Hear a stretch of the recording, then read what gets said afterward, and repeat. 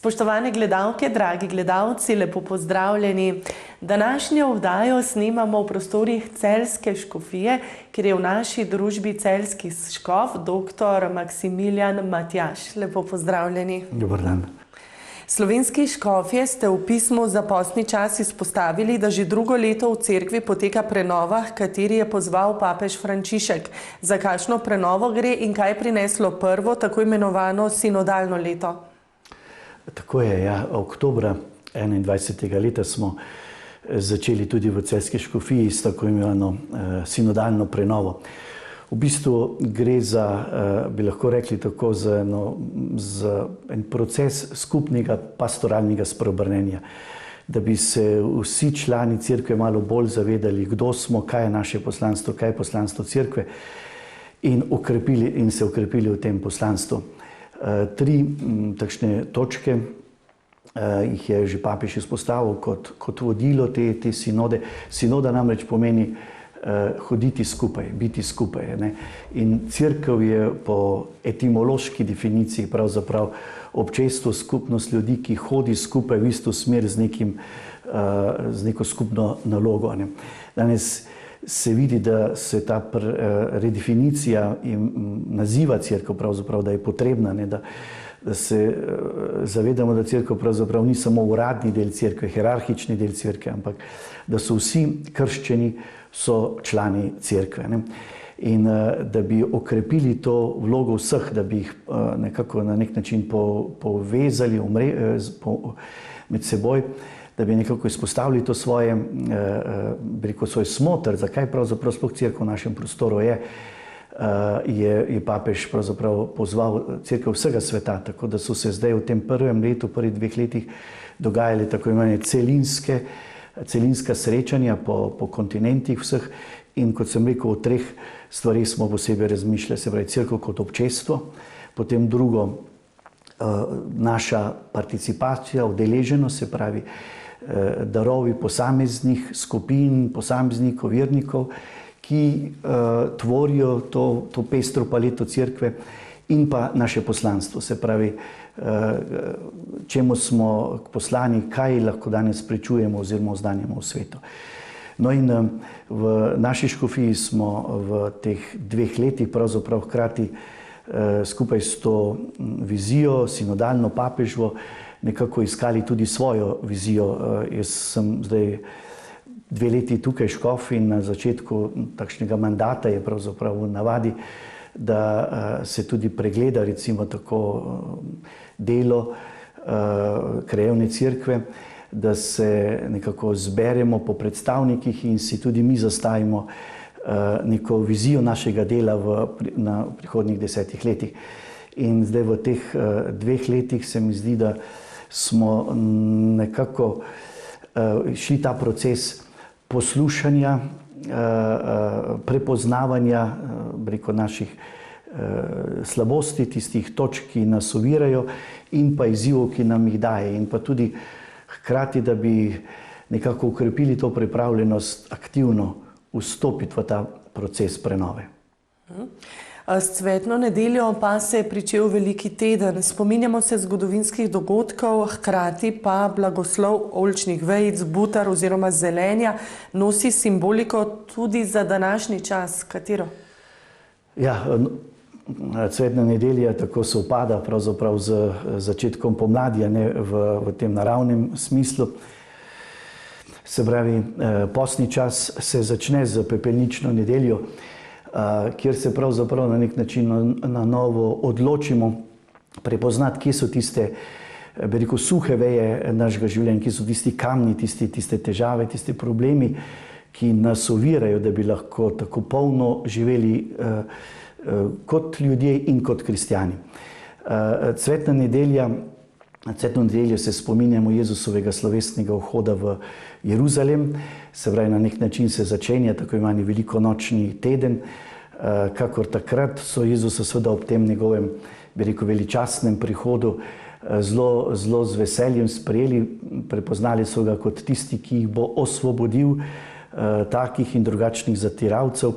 Vemo pa, da se potem začne takoj po tej cvetni nedelji pravzaprav tudi ta proces Jezus se vedno bolj zaplete z oblastniki tistega časa in tisti vzklik, ki ga vzklikajo množice na cvetno nedeljo Hozana, pozdravljen kralj, se potem zelo hitro na Veliki petek spremeni v klic križaj ga. No in s cvetno nedeljo pravzaprav mi izražamo to veselje. Veselje nad življenjem, nad tem, da pravzaprav Bog zmaguje smrt in trpljenje, da je tudi naša prihodnost pravzaprav v tem odnosu z njim.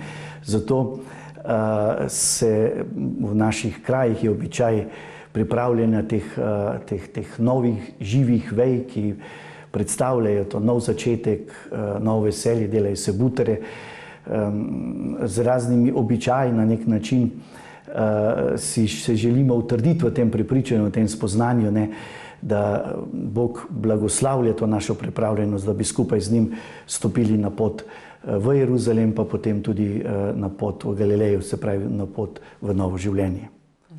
Na Veliki četrtek dopoldne pa v cerkvah poteka krizmena maša. To je spomin na ustanovitev duhovništva. Kaj to je krizmena maša in zakaj ravno ta datum oziroma dan? Krizmena maša, beseda izhaja seveda iz krizme, olje, se pravi pri tej maši dopoldne, kjer se zbere ves zbor duhovnikov, določene škofije ob škofu in diakonov. Takrat škof mazili tako imena sveta olja. 3 olja, ki služijo potem za podeljevanje zakramentov skozi vse leto. To je to olje krizme, krstno olje, bolniško olje in olje, s katerim posvečujemo nove duhovnike. To je pravzaprav en tak najbolj svet trenutek, ko ob spominu na Jezusovo zadnjo večerjo, kjer so bili zbrani 12 apostoli in je Jezus postavil ta zakrament svete Evharistije, škof je skupaj z duhovniki ali pa duhovniki skupaj s škofjem obnavljamo svoje duhovniške obljube, se spomnimo na ta dan našega posvečenja in se spomnimo potem dejansko tudi ukrepimo ta klic in poslanstvo, ki smo ga takrat dobili. In to poslanstvo pa dejansko izhaja od Jezusa in je povezano tudi z oljem. Olje namreč pomeni maziljenje, blagoslavljanje, se pravi podeljevanje teh božjih moči, zdravja in življenja ljudem. Zato duhovnike pravzaprav poznamo prav po podeljevanju zakramentov. To je tisto osrednje, pravzaprav njihovo delo in njihovo poslanstvo, posrednik tega božjega življenja med Bogom in človekom. Rečemo tudi, da je to dan zapovedi ljubezni, tudi to je spomin na to zadnjo večerjo, na tisto Jezusovo pravzaprav poroko, ki jo je takrat dal, ko je vsem učencem umil noge in jim rekel, glejte, pošiljam vas, da bi tudi vi delali tako. In zato je to za nas tudi velik opomin, za nas duhovnike, da živimo zvesti temu izvornemu poslanstvu, za katerega smo bili zbrani in poslani. Zelo pomembni dnevi pa so Veliki petek, sobota in nedelja. Katera sporočila nosijo ti dnevi? Se pravi, z Velikim četrtkom, Velikim petkom, Velika sobota tvori tako imeno sveto tridnevje, se pravi pravzaprav velikonočni praznik, ki je kot celota, ki torej zajema ta Veliki četrtek, ta dogodek postavitve svete Evharistije, duhovništva in ta zapoved ljubezni. Potem na Veliki četrtek zvečer, v bistvu pri tej zadnji maši se zaveže zvonovi, kot rečemo, ker petek predstavlja pa dan Jezusove obsodbe, njegovega trpljenja, križevega pota in smrti. Veliki petek nas dejansko spominja na ta pasijon, na to, pravzaprav lahko rečemo, ne samo kar je Kristus pretrpel za človeka, ker ne gre samo za neko sočutje s trpljenjem, ampak pravzaprav v prepoznavanju, kako dragocen je človek v Božjih očeh. ker to njegovo trpljenje, to, kar praznujemo, pravzaprav obhajamo bolj v tišini, v spokornosti na Veliki petek, je pravzaprav en dokaz, kako daleč gre Bog za vsakega človeka. Velika sobota, pri ljudeh je Velika sobota seveda nekako najbolj zaznamovana z blagoslovom ognja in potem blagoslovom jedil. Torej, že to so običaji, s katerim se pripravljamo na slovesno obhajanje, potem praznovanje Velike noči v nedeljo. Vendar pa v cerkvi je takrat temeljni poudarek, Kristus je v grobu, Kristus je dejansko se stopil v kraljestvo mrtvih, če rečemo. Zato je takrat res tišina, časti se Gospoda v Božjem grobu, ljudje obiskujejo cerkve, se pravi ne samo zaradi blagoslova jedil, ampak na nek način, da se bi zavedali tudi te temeljne razsežnosti, da človek ni sam sebi zadosten. Smrt je za vse nek prehod, nek izziv, s katerim se bolj ali manj moramo prej ali slej soočiti. Na večer tega dneva, te velike sobote, pa se zdaj začenja tako imena velikonočna vigilija. Prvi kristjani, pa zdaj ponekod tudi še marsikje drugje, je to v liturgiji pomenilo noč bdenja, ko so kristjani v liturgiji, v prepevanju psalmov, prebiranju Svetega pisma, pravzaprav se spominjali tega celotne odrešenske zgodovine, od tam začetka izhoda iz Egipta do potem počasi prihoda v obljubljeno deželo. To je na nek način neka podoba, kar se zgodi v tej, rečemo, sveti noči, ko potem v kulminu te noči oče obudi svojega sina in takrat obhajamo tako imeno vigilijo, velikonočno vigilijo, to vstajensko sveto mašo, kjer se prižge velikonočna sveča, se zapoje to hvalnico luči in na nek način obhaja to zmago luči nad temo, življenje nad smrtjo. Velika noč pa je torej največji krščanski praznik. Verjetno je pomembno, da se ob tem dnevu tudi zavedamo pomena skromnosti in ni pomembno, da imamo da nesemo v cerkev največjo košaro, najlepše pirhe, najbolj bogato potico k žegnu. Tako je. Velika noč je pravzaprav res korona tega tedenskega ali pa lahko rečemo tudi 40-dnevnega praznovanja celotnega postnega časa, ko se človek res v tem času poskuša prečistiti, se usmeriti na tisto bistveno v njegovem življenju in, kako ste rekli, prepozna, da se pravzaprav sreča in življenje dogaja v pristnih odnosih, ki so osvobojeni tega najprej strahu za samega sebe, strahu pred smrtjo, strahu pred drugima, v smislu prepoznavanja, da je pravzaprav sreča in življenje v tem, ko si sposoben deliti, ko si sposoben dajati. Veličina Boga se pravzaprav razodeva tudi tam, ne samo to, jasno, Bog je lahko samo Bog življenja. To življenje pa lahko sprejmemo samo v pristnosti, samo v nenarejenosti. Ti zunanji, bi rekel, zunanje znamenja ali pa to veselje, ki ga kažemo na zunaj, so odraz tega bogatstva življenja in zato imajo nek pomen. Ima nek pomen praznični zajtrk velikonočni, ko se družina zbere, ko se družina zaveda recimo te lepote svojih medsebojnih odnosov, Boga, ki biva sredi med njimi, ki jim daje možnost, da lahko vedno znova začenjajo znova in tako dalje. Potem slovesno velikonočno kosilo. Vse to ima en smisel, nek namen prav v tem, da bi mi okrepili tudi to temeljno hrepenenje v človeku, ki je po bližini, po sreči, po tisti pravi ljubezni, ki se pa res rojeva tam, ko je človek sposoben, rečemo mi, z Božjo pomočjo, pravstvo, s tem skupaj z Bogom prestopiti te svoje meje, svojega strahu in se odpreti drugemu oziroma bližnjemu. V aprilu pa se bodo tudi v celjski škofiji pričele birme. Kakšna pa je vloga botrov v katoliški cerkvi? Ja, Birma je dejansko zelo močno povezana, bi rekel, z praznovanjem Velike noči.